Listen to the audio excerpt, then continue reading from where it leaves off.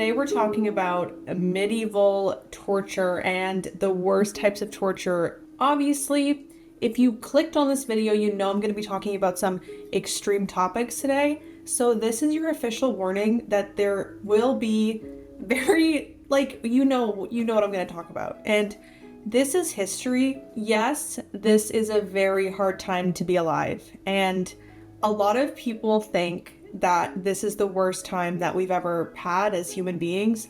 And in some ways it is, like with what's happening with technology and surveillance and things. But I would venture to argue that this is one of the best times to be alive. A lot of history is romanticized, but the truth is it was not good. Like a lot of the time for most people was not good. So instead of just listing them, I'm going to include cultural context and also how likely it is that it actually existed, because the famous torture methods didn't exist. Like they're myths, or they're from poetry, from poets that make stuff up.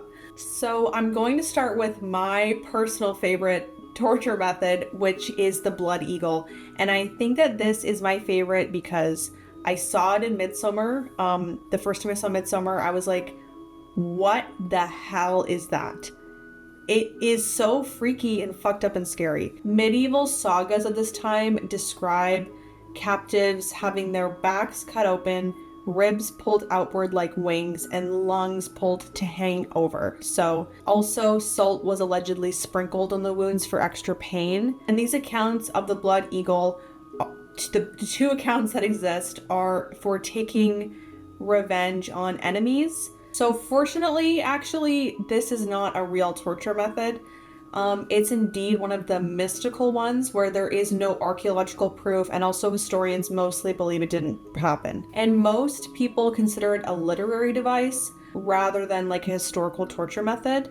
But even though it's 99% that it didn't happen, this university did a bunch of studies where they asked the question, is it possible? And also maybe did it happen? And they went into like really detailed research about it, and they found that it was 100% possible, but it would be very difficult with the tools that they had. They would have probably used a type of Viking spearhead as a makeshift tool to unzip the rib cage quickly from the back and then do it as quickly as possible, because you would not survive the blood eagle for more than 30 seconds.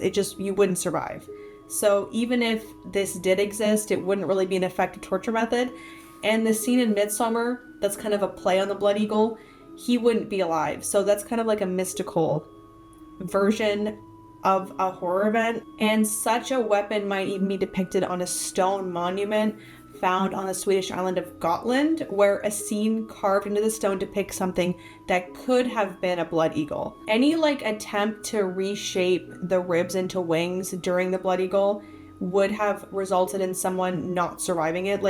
You would die basically immediately after conducting this, and it wouldn't really be an effective torture method. So that last fluttering of the lungs, is shown in Midsummer, wouldn't have happened. It's not possible. But based on research, it is in line with how these Vikings behaved and how their society was. They had no qualms about displaying dead bodies of humans and animals, and they did a lot of rituals involving showcasing them. And if they did do this as a society, they would have done it to showcase that they are so badass and so cool and so strong. This is giving Mad Max vibe to me, and that's what I'd like you to think of, because it's really similar. It's the more brutal you are, the stronger you are. If it had happened, it would have been done on a captured prisoner of war, or someone who unalived someone's father in a really disrespectful way. Next, we have a torture device that is historically proven. So this 100% happened,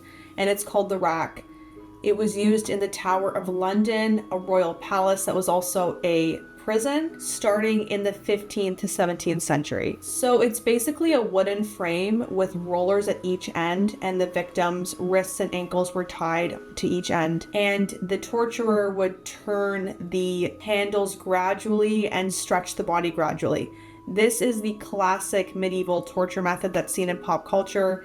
Everyone has seen some variation of this before. On the rack, the victim's legs and arms would be torn off eventually if the purpose was to execute them. But it was used on a lot of prisoners to force confessions for people who specifically did treason, treason in this time could just be you're a different religion they don't like. Like, it's so crazy. They would just be putting people on the rack for being Protestant. It's crazy. I'm just going to go out on a limb and say none of these torture devices are ethical, but specifically what happened in this prison in London was just really bad.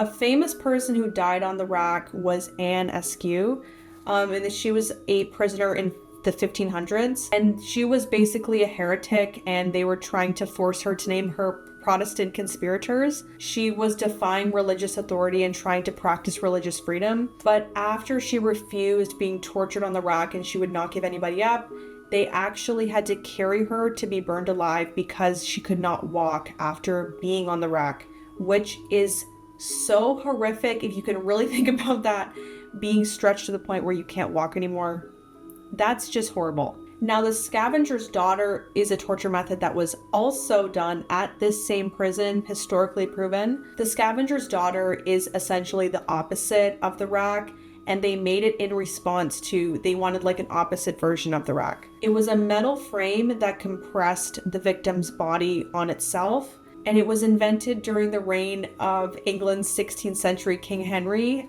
And this is the same guy who beheaded 2 of his wives because they wouldn't give him sons. I would actually live 10 days in this society. I would not. And what's annoying to me is that, like, during my research, I found that King Henry is like still revered as like one of the royal people. He has like portraits around, he has statues around, and it's like, you facilitated like torture, and then you also were like beheading your wives. So anyways, this torture involved a metal hoop-like apparatus that crushed the victim, and it was so intense it could apparently cause the victim to start bleeding from orifices like the nose, the mouth, and other parts of the body. And this gruesome form of torture did result in death most of the time. The frame could be folded in half, forcing the victim's head towards their knees in a really tight kneeling position. And it could dislocate and break bones like the ribs, breastbone, and spine. And also there was enormous pressure of blood that would cause blood to be forced out of like everywhere you can think of it would be forced out of. The best documented use of this is on an Irishman who was charged with being in contact with rebels in Ireland. And if that doesn't tell you like what kind of people were put into these torture devices, it's like they were people that did not deserve that. It's mostly heretics, it's mostly rebels, it's mostly people that are like trying to have civil rights or rights for their country. Next is like a little good old classic, and it's called the thumb screw. Torturers used the thumb screw from 1450 to 1750, and it's just what it sounds like. It's a little pain-inflicting device that you can twist and crush your fingers. And I'm including this because I really want you to think about how much this would suck to get done to you with no medical care. Like the medical care in this time is so bad. Can you imagine getting your fingers crushed, your thumbs crushed, and what are you going to do after that? That's the thing that sucks about this. Is like, what are you going to do? Like, you cannot get that cured, which is horrific. It would just probably get infected. You would die anyway. Next is the pear of anguish. And this is like a 50-50 it was real. Most likely it was definitely made, like this device was made, but some historians think that it was made as like a symbol of shame. So it's a pear-shaped metal gadget that expands as you twist the bottom portion. So reportedly it would go in the mouth or other orifices if you can use your imagination, and it would open to stretch and obliterate tissue. I don't see anyone living from this.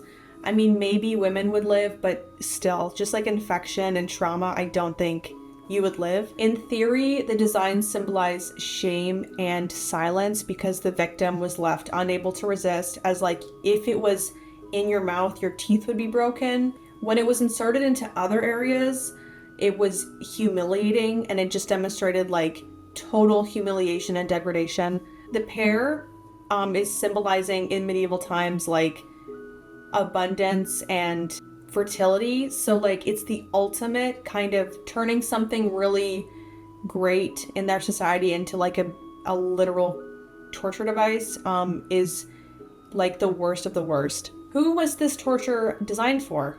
Blasphemers, guilty. Gay people, guilty. People practicing witchcraft, guilty. People practicing heresy, guilty. And adulterers.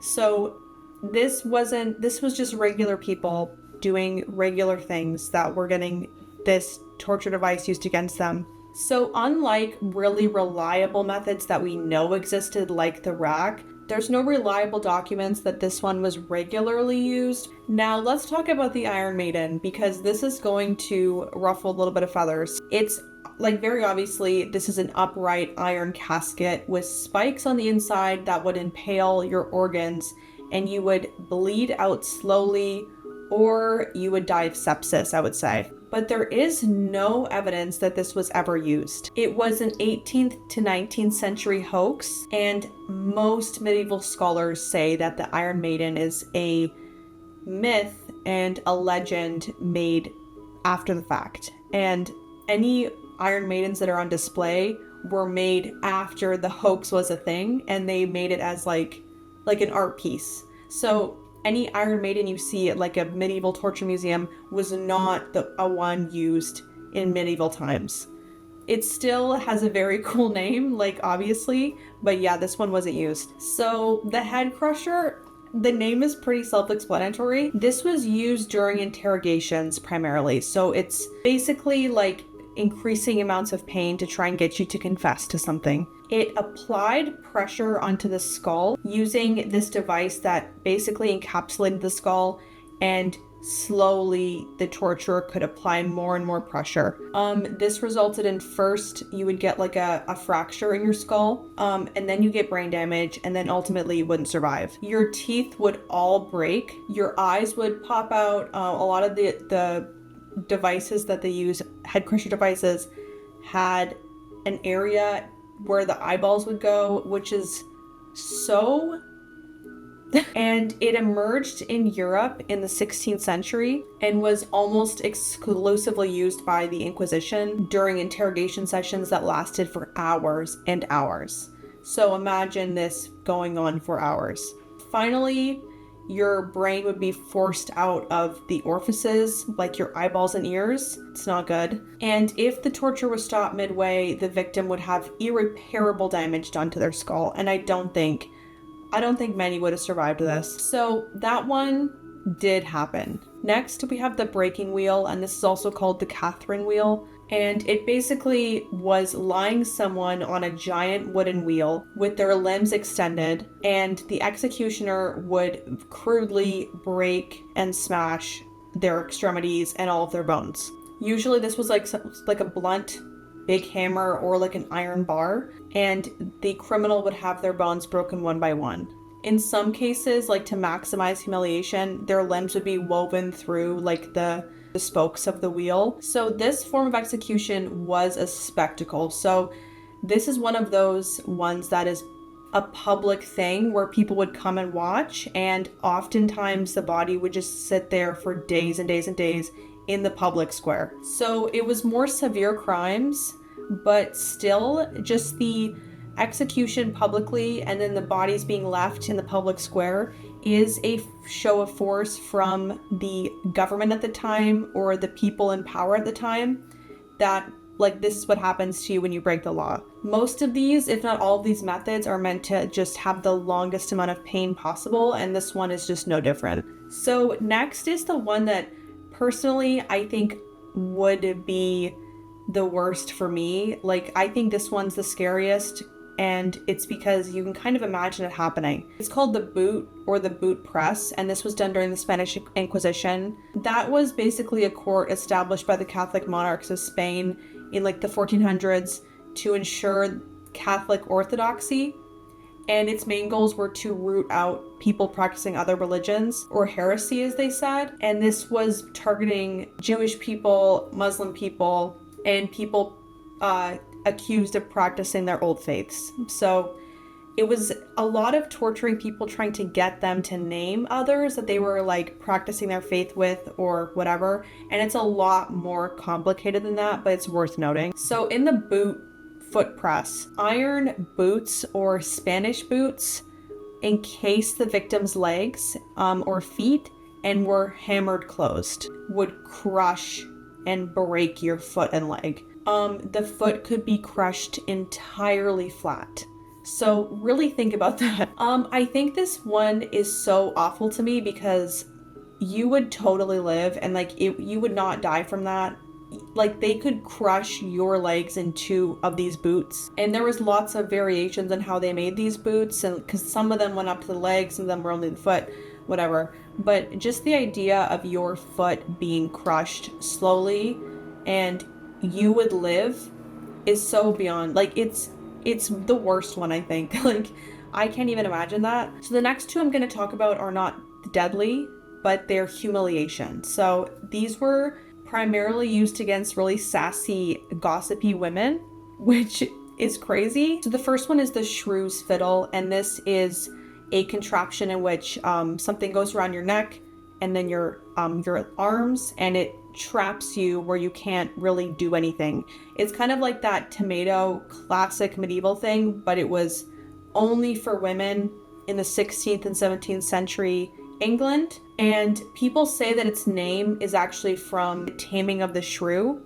And a shrew is essentially a woman who is boisterous and dominating and would not relegate herself to the role society assigned to her. This was also seen in medieval Germany and Austria. But the thing about this one is it would be very claustrophobic to be trapped with your arms and you're connected to your neck. Now this one is obviously not the worst one because you can't die from this, but really think about the humiliation and discomfort that would come with being stuck like that for probably days and being paraded around like that. You can't itch your butt, you can't really use your hands to do anything, you can't eat, you can't fix your hair, you're stuck in this wooden contraption. In the same vein as the fiddle was the Scold's Bride, and this was an iron cage kind of mask with a lot of variations.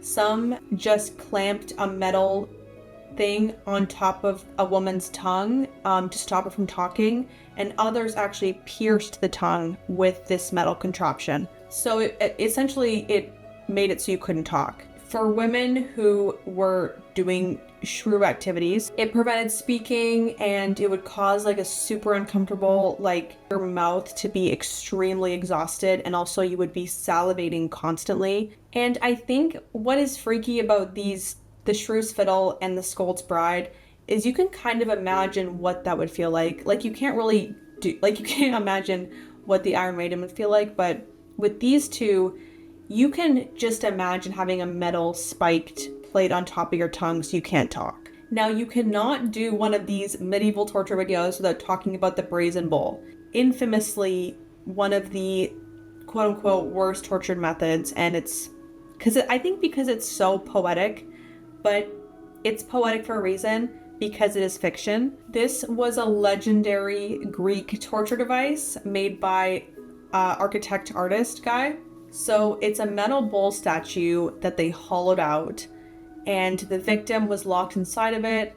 There was a fire lit underneath, and they would roast inside. Then the screams that they would scream inside the bull would come out of the bull in a way that sounded like a bull's bellow.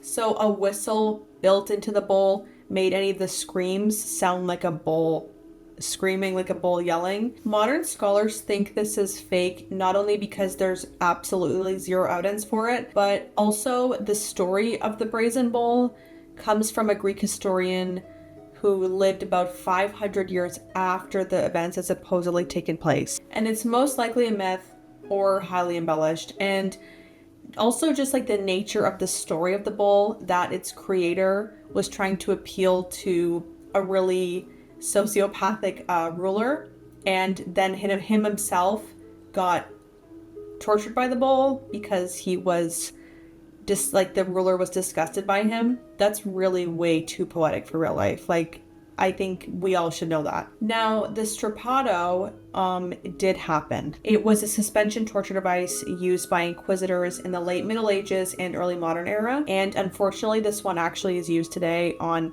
prisoners of war, which is really, really messed up. It's essentially pulling someone by their arms backwards, and your arms would dislocate from their sockets, and you would not die right away. It would take so long. So the body's weight does the damage because the joints pop, and eventually your strength dies, and then your breathing is compromised.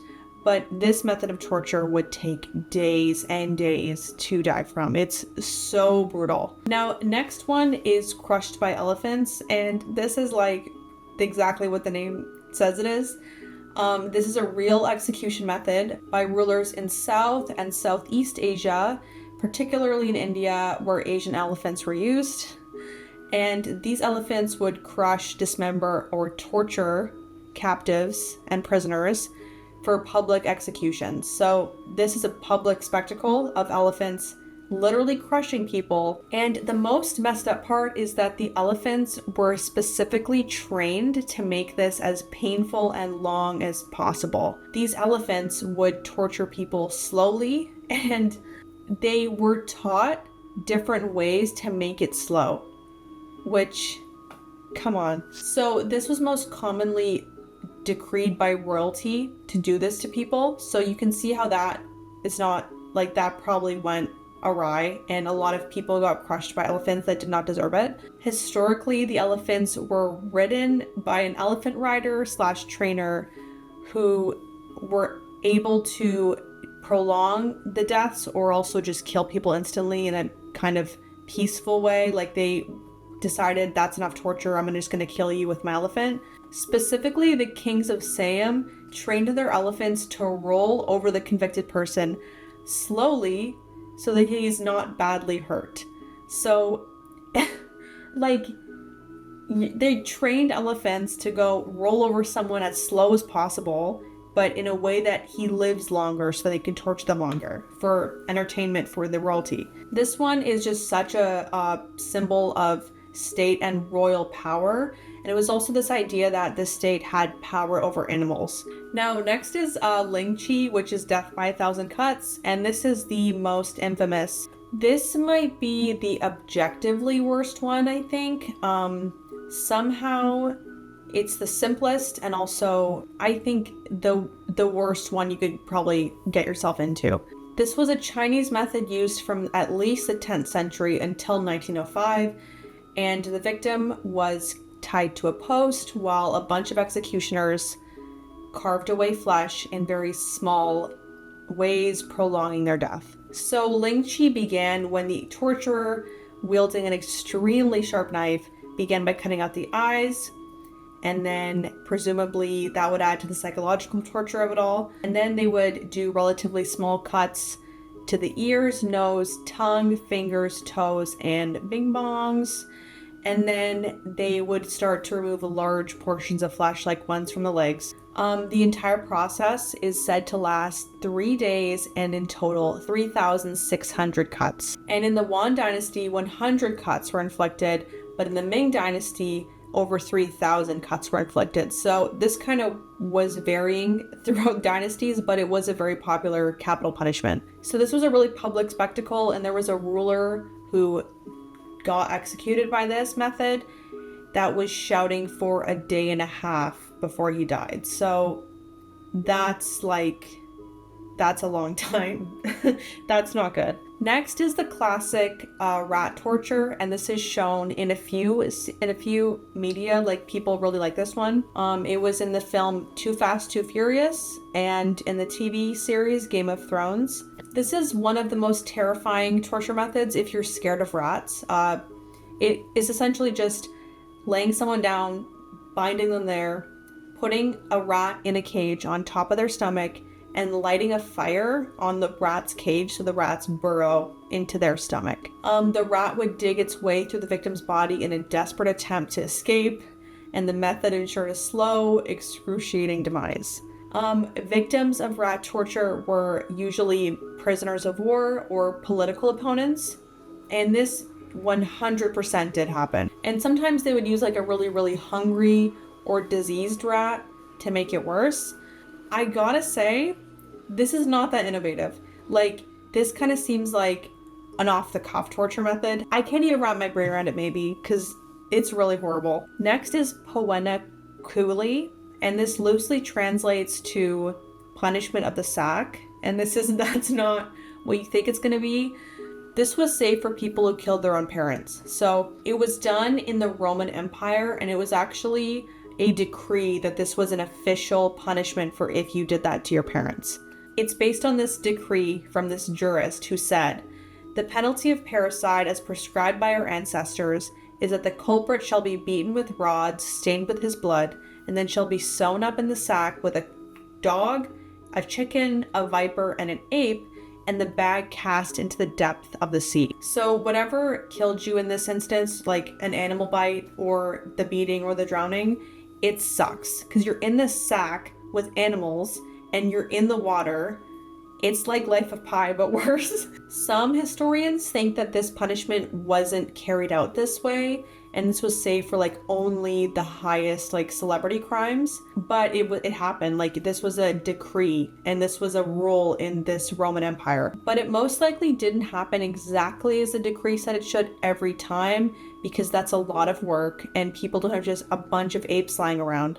But based on Roman belief and such a strong patriarchy that it was, the idea that you would like kill your parents, especially kill your dad, would make sense as like this punishment being so severe, because like in Roman family, the father had like ultimate authority and control over the entire family, and the duty to your father was seen as like one of the most fundamental and morally essential bonds within society. So breaking that bond is unheard of. Like, it's something that we can't really wrap our minds around. So next one I'm going to talk about was a torture method that was relayed on behalf of like a writer, kind of reporter guy. But you can make up your mind as to if you think he's lying or not, because that's our only evidence that it happened, is based on the words of a opinion only first person perspective source. So did it happen? Did it not? We don't know. Scafism is also known as the boats, and it was reported as an ancient Persian method of execution in 500 BCE. Many scholars do think it's fabricated, but for those that do believe it did happen, it was done to only the most brazen of criminals, ranging from traitors to the crown to ruthless murderers. So essentially the victim is trapped between two boats, and this could also be two hollowed out tree trunks, with one inverted on top of the other, and your limbs and your head is sticking out of the boats. Then they continuously feed you milk and honey until you get really bad diarrhea, and then they smear the milk and honey all over your limbs. The combination of you having diarrhea from the milk and honey every single day, to the bugs being attracted to the milk and honey on your body. Any animal or thing in the water or creature nearby, because this is done in the water, would be so attracted to you that they would basically eat you from the inside out, inside of the two boats, and then your limbs as well and your head. So this person would inevitably die. This is not a confessional method. This is just to execute someone. So whether that's dehydration, exposure, or wounds, it would be an awful, awful way to go. So why did we torture people? So torture underscored social hierarchy, and it was a public spectacle that enforced authority and deterred crimes that people in power did not want to happen. So primarily the torture was used to make an impression on the public to not do certain things, and also to reinforce how much power these rulers had. I also want to say it did unfairly target minority groups and poor people, and this also includes like the witch hunts of the 16th and 17th centuries, where poverty and superstition combined with misogyny made a lot of like honestly, mostly elderly and poor women just get killed and like drowned or burned. Torture also targeted a lot of slaves and prisoners of war, or just thieves who were poor at the wrong place and in the wrong time. It's interesting to see like the difference of society because if you can really think about like what communities you're in, would you guys go to see someone getting killed on the rack in the public square or getting lynched to death? I don't know, probably not. I would not go see that. Like, so if I missed one of your ones that you're most interested in, comment it so I can research it, because this has been really interesting, albeit horrifying and very jarring. So thanks for watching, and I hope you have a great night or a great day, and happy Halloween.